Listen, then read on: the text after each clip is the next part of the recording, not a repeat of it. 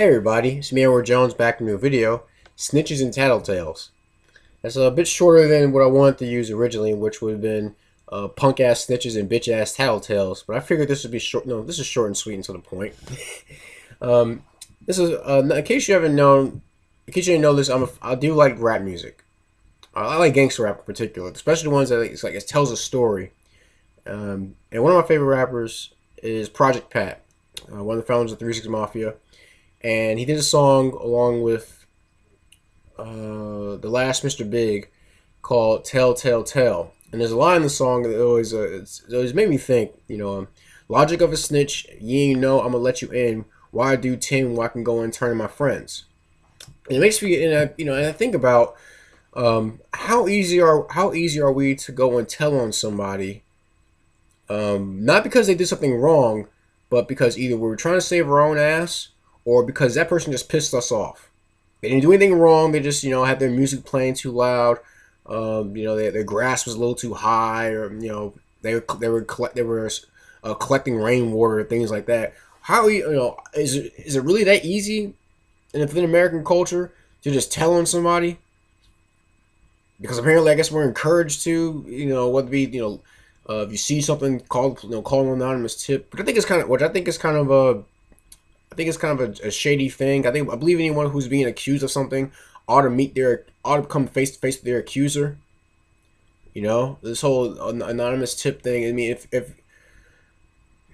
Basically, if you're not willing to confront the person on what they're doing, then why call on someone to do something? Why call on someone to do the job for you? Do the job for you? But I digress. Let's go. I'll talk about snitching for example. There's a campaign, I guess, within black culture called at least a segment of black culture called the No Snitching campaign. Basically, if anything happens and the cops come around asking questions, you don't talk to them. Now, I understand the argument that, well, if you can't, well, how can you complain about the situation in your neighborhoods if you don't cooperate with the police, or if you don't give them any information to help them catch, these certain individuals? Well, I can understand, if it's like violent action that you can't handle yourself, then I understand, calling for backup in that sense. Um, but as far as, like things like with drugs, or I don't know, maybe prostitution or anything like that. All right, those are things that I personally agree with. But I'm not the type to actually just call the cops on someone because that's what they're engaging in. For one thing, there's this, and I've read about in terms of and how some departments conduct themselves. They will catch small criminals, the so-called small criminals, to get information out of them or make them full-time informants so they can catch bigger criminals, and let the small timer carry on with the same illegal activity to catch someone else who's doing the same thing, I guess on a bigger scale. And I've asked myself, if that's the way you're gonna operate, then why help at all? Why should I help? That's not a real incentive to help, to help them out. I mean, if they're gonna conduct themselves in that fashion, then don't they lose credibility for upholding the law, for enforcing the law? I understand that I have some subscribers who are, they may be, I guess they may be law enforcement or former law enforcement. Um, First of all, I'll say I hope you were peace officers when you had the occupation. Um, I shudder to say law enforcement. Um, but one, I guess if those who are out there who are watching this video, if you're comfortable with sharing anything, I'd be happy to hear things you've experienced concerning, what do police. I don't know if they do it in the department over here. I'm pretty sure they don't do it everywhere. But I understand this is a story. There's this thing going around that cops will catch small people, they look at small time criminals, and try to get information. Threaten them with hard time, and will either drop the time or lessen it in exchange for information to catch someone bigger. Which isn't that like, in a sense, if you believe in the letter of the law as being the highest thing around. Isn't that in a sense, dealing with the devil? How many deals you have to make before before you start, before you actually realize you're doing evil. Um, so I can see that as being a part of the why people don't like talking to the police. And I don't blame them. If they have a department that conducts itself like that, then I mean that I believe that is corruption. I mean, you're allowing. I mean, if anything, if you're not just letting things slide by because you know it's a victimless crime, but if you're doing it just so you can catch someone bigger, and that's corrupt. That's corrupt behavior. Um, so no, I don't really go for I don't really go for the I don't really go for snitches. Um, it makes you wonder. What will people do? And this we talk about post collapse environment or poo poo hitting the fan. um, and fuck it, shit hit the fan. If if things go south, will people turn on each other? And I wonder, I think it comes down to a question: as what allegiance do they have to the other person that they don't that they would refuse to give up any information. Um, I mean, could it be that they know this person, they know them personally, or they just recognize that I can't deal with whoever. I mean, you captured me or whatever, or you're trying to get something from me, and I'm not going to cooperate with you because I know it's wrong, I know it's evil. I wonder what would keep people in the time like that from telling each other. It's even people who do have things. This is not. I just want to expect to see the kind of behavior from people who are desperate, people who don't have anything, but people who have something they want to keep and want to hold on to it, and they will snitch and rat and all this and the other to in order to keep it. So I wonder how please share your opinions on that subject as well. On the subject of tattletelling, um, we used to have noisy neighbors upstairs. And one of my friends, he had a hard time. My friend Adam, he had a hard time sleeping.